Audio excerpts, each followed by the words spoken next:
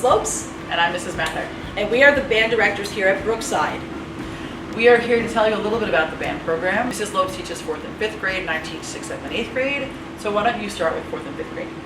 So 4th and 5th grade, it is a optional class you can take where we come out in groups. So you'll have your flute group, clarinet group, saxophone, trumpet, trombone, baritone. You come out and we're in a group together and we meet one period a week to learn the instrument.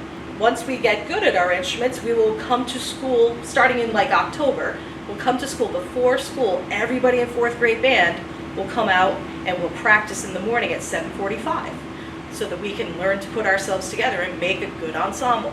6th, 7th, 8th grade works very much the same, except your before school band is a class during the school day. So you have either period 4 or 5 or 6. The lesson rotation works the same. It's still small group lessons. All of that is the same. There's just no before school requirement for 6th grade.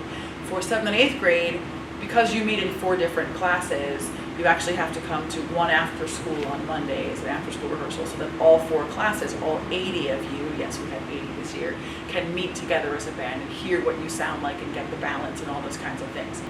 Okay, so there are some people who think that band is a huge out-of-school commitment. It is not. For especially 4th and 5th grade, you're just starting, and we need time to develop your lips, your embouchure, that's what it's called. So we ask you to do 15 to 20 minutes 3 times a week would be great. If you do that much, just that little bit, you will retain what we learn in class and improve upon your instrument because it's all muscle. All right, this is weightlifting for your face, sort of. So we just want that little bit. It really is not a huge time commitment. You can still play your sports. You can still do Girl Scouts. And when you get to the upper grade levels, the practicing commitment is similar. We ask you to practice as much as you need to practice to learn the music, which we understand is different for everybody, right? When you study for a test, some kids have to study longer, some kids have to study less. And maybe the kid who has to study really hard for math doesn't have to study as hard for history because history comes easier. We're all built differently, we're all wired differently, right? And so it's important on the upper grade levels to be aware of what you need to make sure that you know your music.